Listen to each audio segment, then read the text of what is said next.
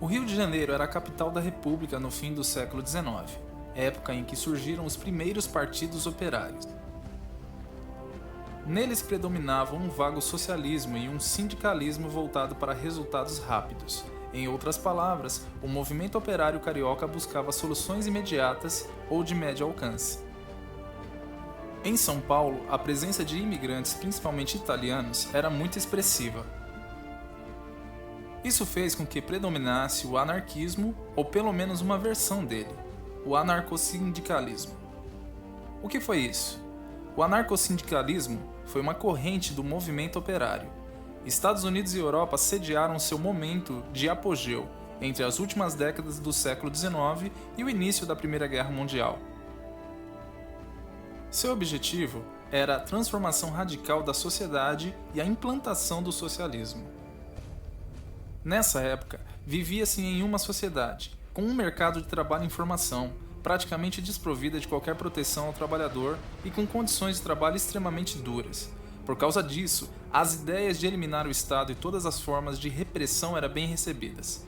Governo e patrões eram igualmente vistos como inimigos, que deveriam ser combatidos a todo custo. As correntes anarquistas em geral e o anarcossindicalismo em particular não confiavam nas instituições liberais, desprezavam os políticos, os partidos e o parlamento. Foram duros adversários tanto dos socialistas quanto dos reformistas. De acordo com o que a historiografia registra, a liderança anarquista foi bem mais expressiva em São Paulo que no Distrito Federal, no Rio de Janeiro. Um dos principais períodos de afirmação do movimento operário na Primeira República ocorreu entre os anos de 1917 e 1919. A luta operária e revolucionária estava em ascensão em vários países da Europa. Acompanhando essa tendência, milhares de trabalhadores participaram de greves gerais, que pararam as cidades de São Paulo e do Rio de Janeiro. Os principais motivos dessas mobilizações foram o encarecimento do custo de vida, consequência das perturbações causadas pela Primeira Guerra e pela especulação de gêneros alimentícios. A existência de um ambiente revolucionário na Europa, a exemplo da Revolução de Outubro. A imprensa operária, especialmente a anarquista, divulgou um conjunto de ideias que buscava transmitir uma imagem positiva do trabalhador. Isso foi muito relevante. Essas ideias divulgadas pela imprensa operária mostraram o trabalhador como um homem honesto, explorado econômica e socialmente, e por isso mesmo digno da atenção da sociedade em geral.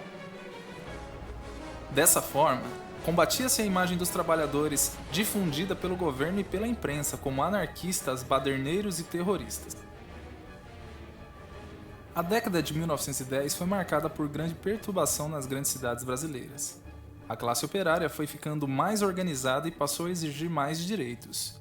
Entre 1917 e 1920, aconteceram mais de 100 greves em São Paulo e cerca de 60 no Rio de Janeiro.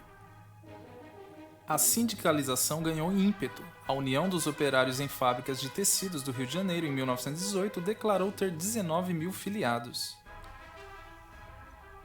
A década de 1910 foi marcada por uma onda de ascensão mundial das classes operárias. No Brasil, o ano de 1917 contou com uma forte organização do Movimento Operário Paulista. O desfecho dessa organização foi a Greve Geral.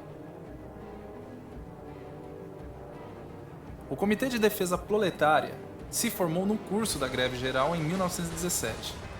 Os pontos principais de seu programa eram aumento de salários, proibição de trabalho noturno de mulheres e de menores de 18 anos, jornada de 8 horas de trabalho, fim do trabalho aos sábados à tarde ou término do trabalho mais cedo aos sábados, garantia de emprego, respeito ao direito de associação, intervenção do Estado contra a carestia. A greve geral começou envolvendo 2 fábricas têxteis. Dirigida por anarquistas, envolveu praticamente toda a classe trabalhadora da cidade. A classe contava com um total de 50 mil pessoas. Depois de muitos dias de greve, de imensa violência e mesmo de mortes, houve um acordo com os industriais e o governo. Esse acordo foi intermediado por um comitê de jornalistas. Houve aumento de salários e vagas além de promessas. Mas esse aumento salarial logo foi corroído pela inflação.